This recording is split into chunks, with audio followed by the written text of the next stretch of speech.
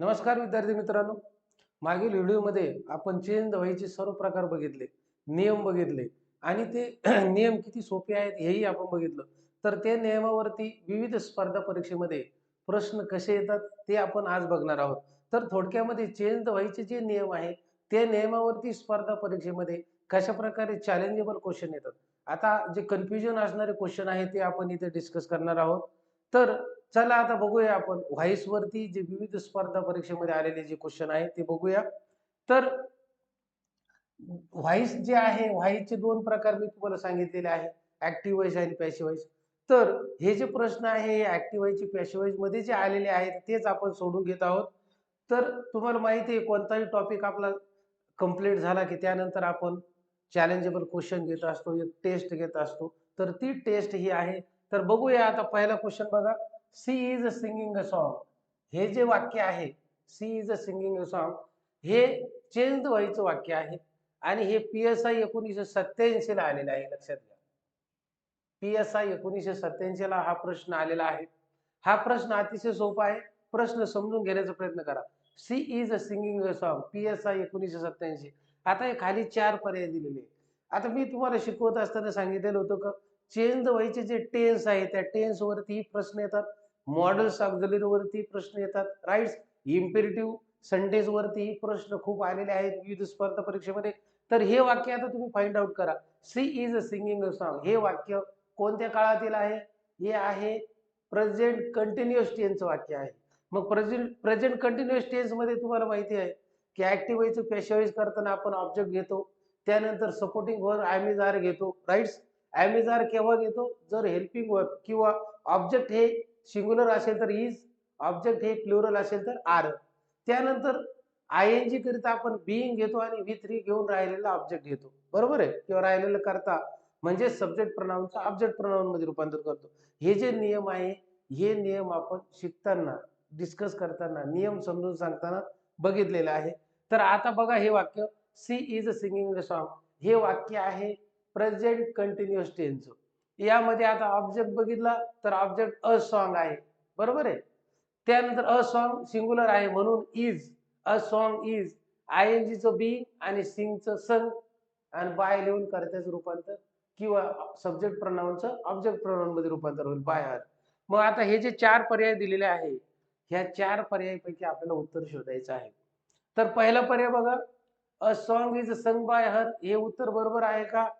हे उत्तर बरोबर नाही. त्याचं कारण असं आहे की येथे जे आयएनजी आहे, तुम्हाला माहिती आहे सिंगिंग आयएनजी साठी आपण बीइंग घेत असतो. पॅसिव्ह व्हॉइस मध्ये काय घेतो आपण? बीइंग घेतो. लक्षात असू द्या, बीइंग. म्हणजेच याचा अर्थ असा की हे पहिल्या वाक्यामध्ये बीइंग नाहीये. ऑब्जेक्ट बरोबर आहे, इज बरोबर आहे, पण बीइंग नाहीये. म्हणून हे वाक्य आन्सर मध्ये किंवा ऑप्शन मध्ये येऊ शकत नाही. It is not correct answer. दुसरं वाक्य बघा. दुसरा ऑप्शन बघा. दुसरा ऑप्शन काय आहे? A song is being sing by हर.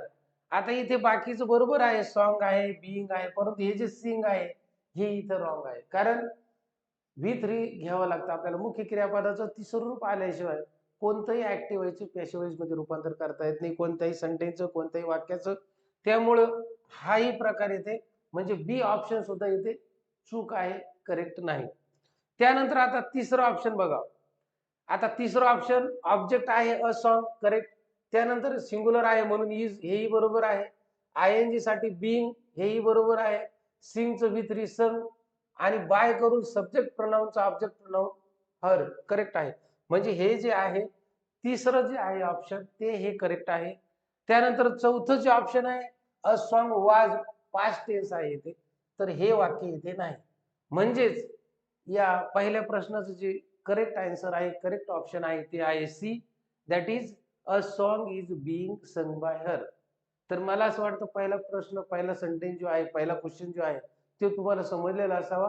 हा प्रेझेंट कंटिन्युअस टेन्सचा प्रकार होता. याचा आपण ऍक्टिव्ह व्हायचं पॅसिव्ह व्हॉइस मध्ये रूपांतर करत होतो आणि हा प्रश्न PSI 1987 ला आलेला आहे. फार सोपा प्रश्न आहे. फक्त तुम्ही ऑब्जेक्ट फाइंड आउट केलेला आहे.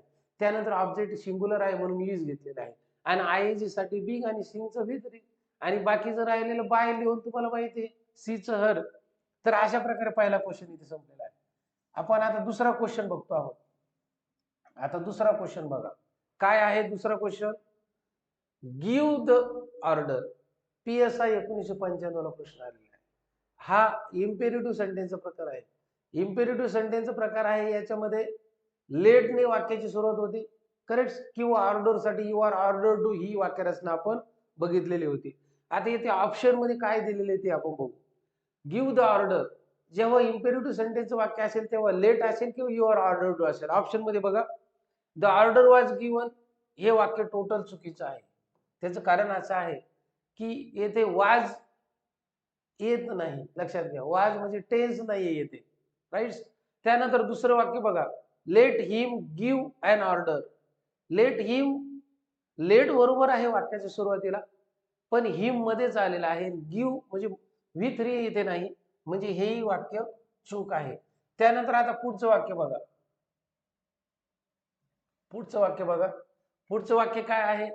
Let the order be given. हे जे तिसरं ऑप्शन आहे हे करेक्ट आहे. त्याचं कारण असं आहे की हा जो प्रश्न होता आपला बघा, हा जो प्रश्न आहे गिव्ह द ऑर्डर, तर वाक्याची सुरुवात लेटने होते, कारण it is imperative sentence. Imperative सेंटेन्सचीच वाक्यरचना अशी आहे, तुम्हाला माहिती असेल ओ, तुम्हाला माहिती असेल लेट प्लस ओ, बघा लेट, लेट वाक्यरचना कशी आहे?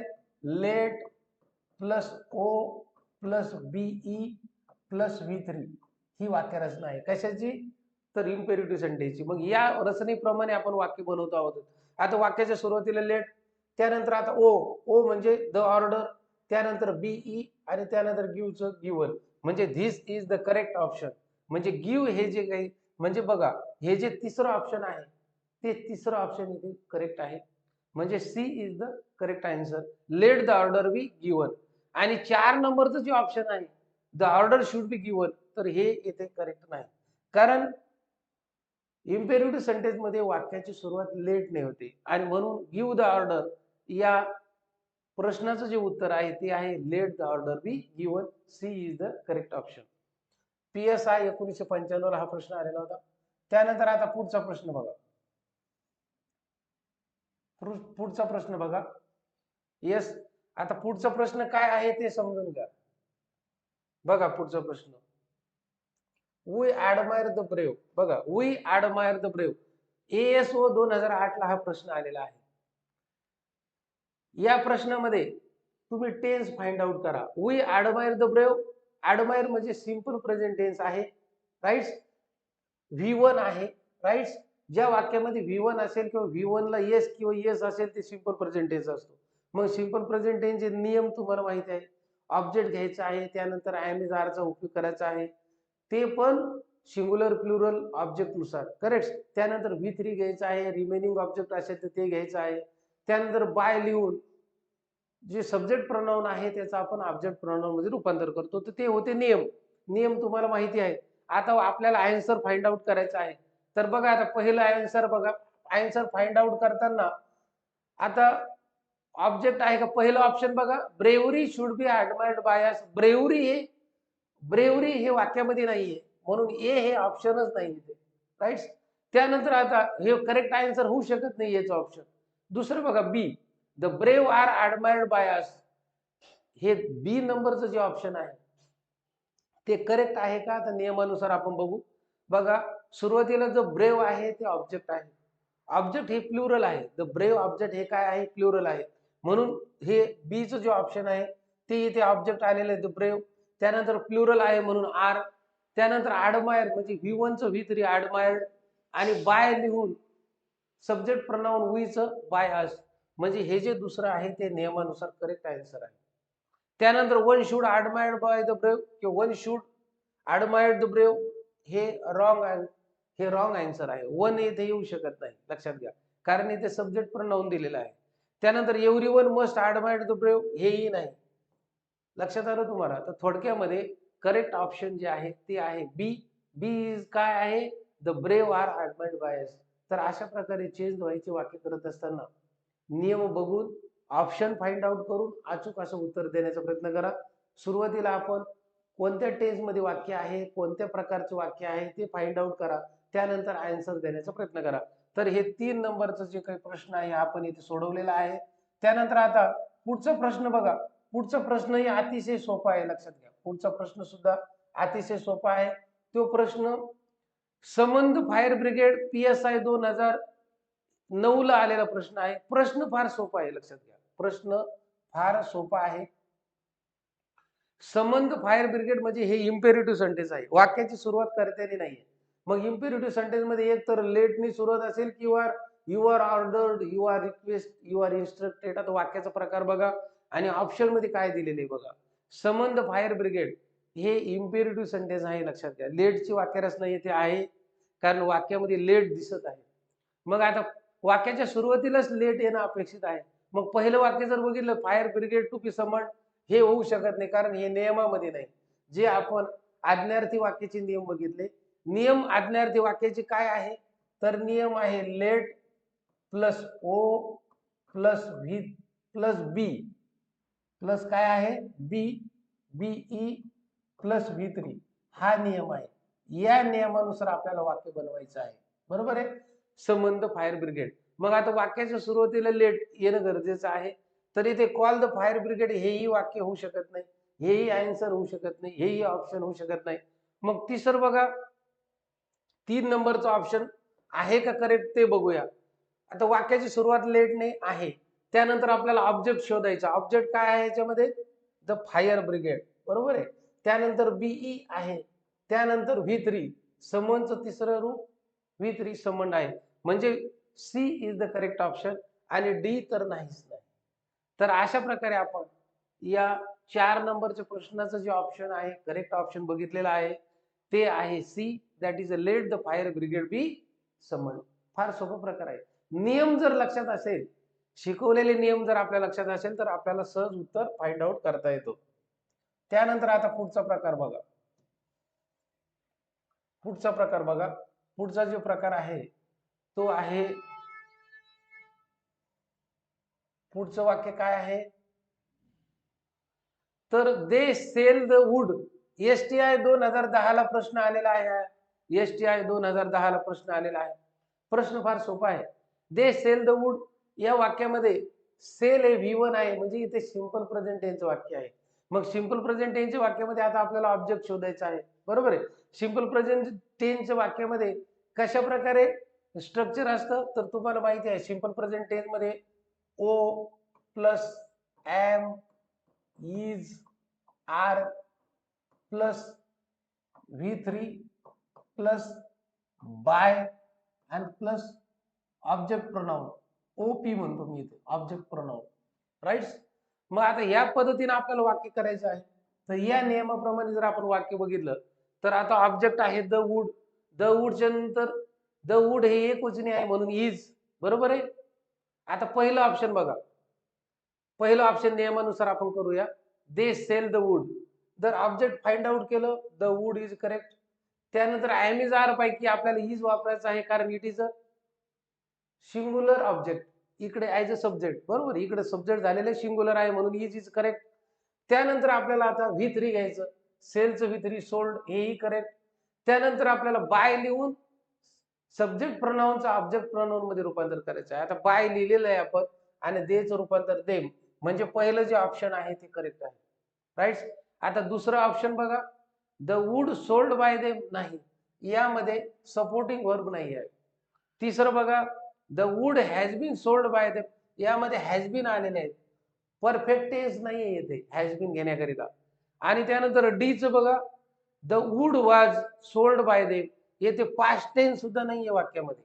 म्हणजे थोडक्यामध्ये या 5 नंबरच्या प्रश्नाचं जे उत्तर आहे करेक्ट ऑप्शन जे आहे ते आहे A, the wood is sold by them. त्यानंतर आता पुढचं वाक्य बघूया आपण. पुढचं वाक्य बघा, 6 नंबरचं जे वाक्य आहे तेही फार सोपं वाक्य आहे समजण्यासाठी. तर ते वाक्य कोणतं आहे ते बघून घ्या. बघा 6 नंबरचं वाक्य, bring a glass of water. PSI 2010 ला प्रश्न आलेला आहे, bring a glass of water. हेही जर बघितलं आपण, बघा हेही जर बघितलं आपण, तर हे जे वाक्य आहे हे वाक्य इम्पेरेटिव्ह सेंटेन्स आहे, आज्ञार्थी वाक्याचा प्रकार आहे, राईट. आणि आज्ञार्थी वाक्याचा आता आतापर्यंत आपण 2-3 वाक्य सोडून घेतलेले आहेत. आज्ञार्थी वाक्यामध्ये लेटने सुरुवात होते, राईट, कारण या वाक्यामध्ये वाक्याची सुरुवात कर्त्याने नाहीये, सब्जेक्टनी नाही, म्हणून येथे आज्ञार्थी वाक्य आहे. It is imperative sentence. मग त्याची वाक्यरचना कशी आहे? ऍक्टिव्ह व्हॉइस मधून पॅसिव्ह व्हॉइस मध्ये रूपांतर करण्यासाठी त्याची वाक्यरचना अशी आहे, स्ट्रक्चर असा आहे. परत एकदा बोर्डावरती लिहितो. ओ वाक्याच्या सुरुवातीला आपण घेणार लेट प्लस ओ, बरोबर आहे. एक मिनिट व्यवस्थित आपण लिहून घेऊया. Let plus O plus be plus V3. तर अशा प्रकारे आपल्याला आन्सर फाइंड आउट करायचा आहे. हे स्ट्रक्चर आहे ऍक्टिव्ह व्हॉइसचे पॅसिव्ह व्हॉइस मध्ये रूपांतर करताना इम्पेरेटिव्ह सेंटेन्सचं. मग आता वाक्याच्या सुरुवातीला पहिल्या ऑप्शन मध्ये लेट आहे का? नाही, म्हणजे हे ऑप्शन इथे रॉंग आहे. मग आता दुसरा ऑप्शन बघा. दुसऱ्या ऑप्शन मध्ये सुद्धा वाक्याच्या सुरुवातीला लेट नाही, रॉंग आहे. तिसरा ऑप्शन बघा, send the glass of water, नाही, कारण जे स्ट्रक्चर आहे इम्पेरेटिव्ह सेंटेन्सचं ते हे आहे let plus O plus B plus V3. मग आता 4 नंबरचा ऑप्शन बघा. लेट वाक्याच्या सुरुवातीला आहे, करेक्ट. त्यानंतर ऑब्जेक्ट शोधा. ऑब्जेक्ट आहे अ ग्लास ऑफ वॉटर आहे. त्यानंतर बीई, करेक्ट. त्यानंतर ब्रिंगचं थर्ड फॉर्म ब्रॉट, म्हणजे correct option is a D. तर अशा प्रकारे या प्रश्नाचं जे उत्तर आहे ते आहे option number D, let a glass of water be brought. तर 6 नंबरचा क्वेश्चन आपण इथे सोडवलेला आहे. अतिशय सोपा प्रश्न आहे. फक्त ह्या ट्रिक्स माहित असणं गरजेचं आहे. तुम्हाला नियम समजणं गरजेचं आहे आणि नियमावरतीच हे प्रश्न परीक्षेला आलेले आहेत. त्यानंतर आता पुढचा 7 नंबरचा क्वेश्चन बघा. 7 नंबरचा जो क्वेश्चन आहे तो आहे he kept me waiting. Department PSI 2011 ला हा प्रश्न आलेला आहे. प्रश्न अतिशय सोपा आहे. He kept me waiting. आता हा कोणता टेन्स येतो बघा. येथे जर बघितलं S plus V plus O म्हणजे इथं केप्ट आहे. केप्ट म्हणजे V2, म्हणजे सिंपल पास्ट टेन्स वाक्य आहे. सिंपल पास्ट टेन्स वाक्य आहे. यामध्ये ऑब्जेक्ट काय आहे? मी आहे, बरोबर आहे. म्हणजे सब्जेक्ट प्रोनाउनचा ऑब्जेक्ट प्रोनाउन इथे मी झालेला आहे आणि त्यानंतर वेटिंग हे ऑब्जेक्ट मध्ये झालेलं आहे, राईट. आता याला ना थोडक्यामध्ये हे नाऊनकडे जाईल, परंतु हे ऑब्जेक्ट आहे हे लक्षात असू द्या. मग आता डिपार्टमेंट PSI 2011चा हा जो प्रश्न आहे तो प्रश्न अतिशय सोपा आहे. त्याचं उत्तर आपण शोधूया. आता ऑब्जेक्ट काय आहे या वाक्यामध्ये? मी, बरोबर आहे. आता मी इकडे आल्याच्या नंतर काय होईल? आय. तुम्हाला माहिती आहे सिंपल पास्ट टेन्स मध्ये अशा प्रकारचं स्ट्रक्चर असतं. कसं? O plus was oblique were plus V3 plus plus remaining object असेल तर रिमेनिंग ऑब्जेक्ट प्लस बाय लिहून by plus object pronoun, correct. आता हे वाक्य आहे. या पद्धतीने आपल्याला वाक्य रचना करायची आहे. मग आता वाक्य बघा. पहिलं वाक्य बघा, I am kept waiting by him. हे वाक्य पास्ट टेन्स मध्ये आहे, प्रेझेंट टेन्स मध्ये नाही. मग येथे आता मीचं आय झालेलं आहे, परंतु इथे आय एम आहे. आय एम हे प्रेझेंट टेन्स मध्ये आहे, म्हणून हे वाक्य इथे रॉंग आहे. येथेच आपल्या लक्षात येतं, करेक्ट. दुसरं वाक्य बघा. आता ऑब्जेक्ट शोधा. ऑब्जेक्ट मीच इकडे होईल, सब्जेक्ट प्रोनाउन मध्ये आय. त्यानंतर आता पास्ट टेन्स आहे वाज, बरोबर आहे. केपचं तिसरं रूप कीप, केप्ट, केप्ट हेही बरोबर आहे, राईट. त्यानंतर आता राहिलेलं ऑब्जेक्ट वेटिंग, करेक्ट. आणि बाय लिहून हिच ही, म्हणजे सेकंड जे ऑब्जेक्ट आहे, सेकंड जे ऑप्शन आहे ते option is a correct answer. आता सी जे ऑप्शन आहे ते चूक आहे, कारण याच्यामध्ये हॅव बीन म्हणजे परफेक्ट टेन्स नाही. आणि डी हे सुद्धा ऑप्शन बरोबर नाही, कारण याच्यामध्ये हॅड बीन आहे, हे सुद्धा करेक्ट नाही. परफेक्ट पास्ट टेन्स वाक्यामध्ये नाही. वाक्यामध्ये सिंपल पास्ट टेन्स आहे, म्हणजे साधा भूतकाळ आहे. पहिलं वाक्य बघितलं तर साध्या वर्तमान काळातलं होतं. इथं ऑप्शन यांनी साध्या वर्तमान काळातील दिले, आय एम आलेलं आहे. साध्या वर्तमान काळाचं वाक्यच नाही आणि म्हणून हे ऑप्शन इथे नाही. तर बी इज द करेक्ट ऑप्शन. तर अशा प्रकारे हे जे स्ट्रक्चर आहे या स्ट्रक्चर प्रमाणे जर आपण वाक्य केलं तर मला असं वाटतं की आपण स्पर्धा परीक्षेतले सहज वाक्य सोडू शकतो. चेंज व्हाईस शिकताना किंवा व्हाईसचे नियम समजून सांगत असताना मी हे सर्व नियम सांगितलेले आहे. परत हे नियम मी इथे घेतलेले आहे. आता इथे आयच्या नंतर वाज हे सहाय्यकारी क्रियापद लागतं, सपोर्टिंग वर्ब लागतं, म्हणून इथे वाज वापरलेला आहे. वेअर आपल्याला घेता येत नाही. तर अशा प्रकारे याचं करेक्ट ऑप्शन हे आहे ऑप्शन नंबर बी. 7 नंबरचा प्रश्न आता आपण सोडवलेला आहे. त्यानंतर आता आपण पुढे जाऊया. पुढचा प्रश्न बघा, 8 नंबरचा प्रश्न बघा. 8 नंबरचा प्रश्न अतिशय सोपा आहे. 8 नंबरचा प्रश्न काय आहे? शेट द डोअर, बरोबर आहे. Set the door. आता हे डिपार्टमेंट PSI 2011 ला आलेला प्रश्न आहे. हे वाक्य जर बघितलं तर हे सुद्धा इम्पेरेटिव्हचं आहे. मग इम्पेरेटिव्हचं स्ट्रक्चरच आपल्याला माहित असणं गरजेचं आहे. इम्पेरेटिव्हचं स्ट्रक्चर काय आहे? Let plus O plus V3. इथे आपल्याला बी घ्यायचं आहे. O plus be plus V3. Correct. तर अशा प्रकारचे हे स्ट्रक्चर आहे. हे स्ट्रक्चर प्रमाणे आपल्याला वाक्य तयार करायचं. मग आता हे जे हा जो काही क्वेश्चन आहे सेट द डोअर, तर लेटनी वाक्याची सुरुवात झालेली आहे का बघा. ज्यानी लेटची सुरुवात झालेली ते उत्तर असण्याची शक्यता आहे, पॉसिबिलिटी आहे. आता पहिलं ऑप्शन जर बघितलं यू शेट द डोअर, बघा यू शेट द डोअर हे बरोबर आहे का? यू शेट द डोअर, बघा यू शेट द डोअर आहे का? बरोबर नाही. कारण काय? वाक्याची सुरुवात लेटने नाही, कारण हे इम्पेरेटिव्ह सेंटेन्सचं वाक्य आहे. इम्पेरेटिव्ह सेंटेन्स मध्ये लेट वाक्याच्या सुरुवातीला येणं गरजेचं आहे, म्हणून हे चुकीचं आहे. दुसरं जर बघितलं B, you are order to close the door. आता इथे बघा हे ऑप्शन येते बघा, shut the door, you are order to close the door. पण येथे हे वाक्य बरोबर आहे, परंतु इथे क्लोज आलेले आहे, वाक्यामध्ये शेट आलेले आहे, म्हणजेच हे सुद्धा रॉंग आहे. राईट. तिसरं बघा, let the door be set. वाक्याप्रमाणे करूया. वाक्याच्या सुरुवातीला लेट, स्ट्रक्चर बघा ओ द डोअर बरोबर आहे, त्यानंतर बी बरोबर आहे, त्यानंतर सेटचं तिसरं रूप सेट सेट सेट हे बरोबर आहे. म्हणजे 3 नंबरचा ऑप्शन इथे करेक्ट आहे. डी च्या ऑप्शन मध्ये सुरुवातीला लेट बरोबर आहे, परंतु नॉट इथे आलेला आहे आणि नॉट वाक्यामध्ये नाही, म्हणजे डी सुद्धा नाही.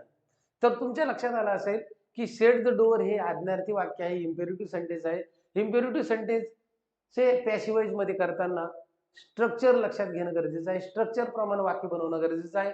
हे स्ट्रक्चर आहे वाक्याच्या सुरुवातीला लेट, त्यानंतर ओ, त्यानंतर बी, त्यानंतर V3. पहिलं वाक्य नियमात बसत नाही, दुसरं वाक्यही नियमात बसत नाही, तिसरं वाक्य नियमामध्ये बसत आहे, आणि म्हणून या 8 नंबरच्या प्रश्नाचं जे उत्तर आहे ऑप्शन आहे करेक्ट ऑप्शन ते आहे सी. राईट. त्यानंतर आता पुढे जाऊया. पुढचं वाक्य बघा. पुढचं वाक्य बघा. पुढचं वाक्य अतिशय सोपं आहे, लक्षात घ्या. पुढचं वाक्य अतिशय सोपं आहे. काय आहे वाक्य? They were singing folk song. They were singing folk song. ते फॉल्क सॉन्ग सिंगिंग करत होते. आता या वाक्यामध्ये फॉल्क सॉन्ग हे जे आहे हे प्लुरल ऑब्जेक्ट आहे, प्लुरल आहे, अनेक वचनी ऑब्जेक्ट आहे, आणि हा चालू भूतकाळ आहे. मग चालू भूतकाळामध्ये पॅसिव्हाइज ऍक्टिव्हाइजचे पॅसिव्हाइज मध्ये रूपांतर करताना स्ट्रक्चर कसं आहे तर ते सांगतो बघा.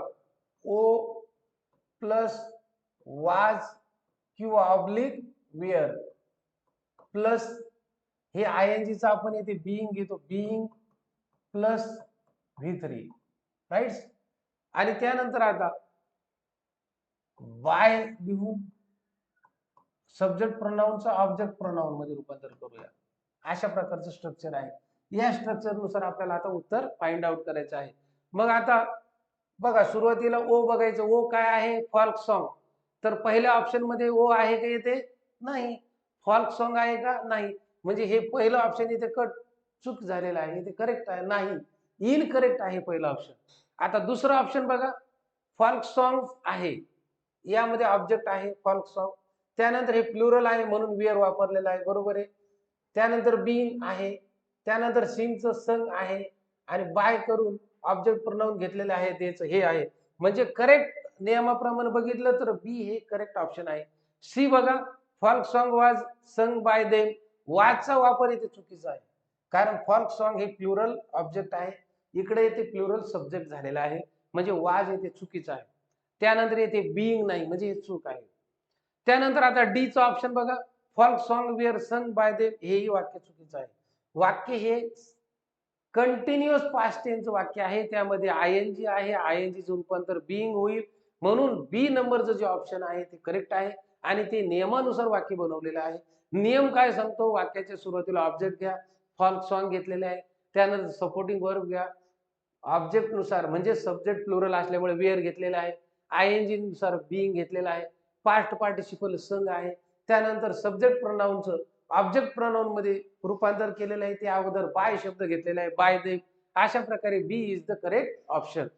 आता आपण शेवटचा प्रश्न बघतो आहोत. 10 नंबरचा जो प्रश्न आहे तो प्रश्न बघा, 10 नंबरचा प्रश्न. It is a time to set the shop. State service 2016, राज्य सेवा 2016 ला हा प्रश्न आलेला आहे. It is a time to set the shop, right. मग आता हे जे वाक्य आहे याची स्ट्रक्चर मी तुम्हाला लिहून दिलेलं होतं शिकवत असताना. स्ट्रक्चर याचं असं आहे बघा, हे जर असे वाक्य असेल तर हे जसेचे तसे इट इज अ टाइम लिहायचं आहे बघा, जसेच्या तसं सांगितलेलं इट इज अ टाइम. त्यानंतर प्लस फॉर घ्यायचं सांगितलेलं आहे. ओके. त्यानंतर प्लस ओ आणि शेवटी to be plus V3. To be plus V3. तर अशा प्रकारचे जे स्ट्रक्चर आहे या स्ट्रक्चर प्रमाणे हे वाक्य आपल्याला बनवायचं आहे, right. It is a time to set the shop, यामध्ये इन्फिनिटिव्ह आहे, लक्षात घ्या, राईट. तर उत्तर बघा, पहिला ऑप्शन बघा, नियमाप्रमाणे इट इज अ टाइम बरोबर आहे. टू बी सेट नाही, म्हणजे फॉर ह्या वाक्यामध्ये नाही, म्हणजे हे रॉंग आहे. दुसरं वाक्य बघा, it is a time rule प्रमाणे बघा, इट इज अ टाइम बरोबर आहे, फॉर आहे. त्यानंतर ऑब्जेक्ट काय आहे वाक्यामध्ये, द शॉप आहे. त्यानंतर टू बी आणि V3, टू बी सेट हे आहे, म्हणजे बी नंबरचा ऑप्शन इथे करेक्ट आहे. स्ट्रक्चर प्रमाणे जर आपण गेलो तर बी नंबरचा ऑप्शन हे करेक्ट आहे. 3 नंबरचं वाक्य बघा, सी बघा, सी ऑप्शन बघा, it is a time that the shop should be set, हे इथे रॉंग आहे. त्यानंतर डी नंबरचं option none of the above, हेही रॉंग आहे. म्हणजे करेक्ट ऑप्शन जे आहे आपलं, ते करेक्ट ऑप्शन जे आहे ते बी आहे. तर अशा प्रकारे आपण हे जे वाक्य बघितले, हे वाक्य समजून घेण्यासारखे आहे, लक्षात घ्या. तर हे जे स्ट्रक्चर होते या स्ट्रक्चर प्रमाणे आपण वाक्य केलेले आहे. तर अशा प्रकारे चॅलेंजेबल क्वेश्चन स्पर्धा परीक्षेमध्ये येत असतात, करेक्ट. तर हे जे प्रश्न आहे हे प्रश्न आपण चॅलेंजेबल प्रश्न येथे घेतलेले आहे. चेंज व्हायचा हा जो टॉपिक होता, हा टॉपिक चे प्रश्न विविध स्पर्धा परीक्षेतून आपण घेतलेले आहे. हे प्रश्न कसे आहेत याची आयडिया, याची कल्पना तुम्हाला आलेली असेल मला असं वाटतं. त्याचं कारण असं आहे की आपण जर व्हाईस डिटेल्सपणे अभ्यासला किंवा डिटेलपणे व्हाईसची स्टडी केली, राईट. सुरुवातीला टेन्स आहे, त्यानंतर मॉडेल्स ऑक्झिलरी आहे, त्यानंतर इम्पेरेटिव्ह सेंटेन्स आहे. आता आपण हे स्पर्धा परीक्षेचे प्रश्न सोडत असताना यामध्ये इम्पेरेटिव्ह प्रश्न मोठ्या प्रमाणामध्ये, जास्त प्रमाणामध्ये, अधिक प्रमाणामध्ये आलेले आहे. ते स्ट्रक्चर तुम्हाला माहित असणं गरजेचं आहे. टेन्स जर बघितलं तुम्ही तर टेन्स बघा, सिंपल प्रेझेंट टेन्सचे वाक्य आहे, राईट. त्यानंतर कंटिन्युअस प्रेझेंट टेन्सचे वाक्य आहे, कंटिन्युअस पास्ट टेन्सचे वाक्य आहे. तर हे जे वाक्य आहे हे वाक्य आपण जर बघितले तर आपल्या लक्षात येतं की चेंज व्हायचे वाक्य विविध स्पर्धा परीक्षेमध्ये कोणत्याही टॉपिक वरती येऊ शकतात. म्हणजे टेन्स वरती येऊ शकतात, मॉड्यूल ऑक्झिलरी वरती येऊ शकतात, इम्पेरेटिव्ह सेंटेन्स वरती येऊ शकतात. पण मोठ्या प्रमाणामध्ये, जास्त प्रमाणामध्ये इम्पेरेटिव्ह सेंटेन्सचे परीक्षेला आलेले जे प्रश्न आहेत ते आपण बघितलेले आहेत. प्रश्न अगदी सोपे आहे, नियमाप्रमाणे आपण वाक्य बघितलेले आहे. मी प्रत्येक प्रश्न सोडून देताना स्ट्रक्चर घेतलेला आहे.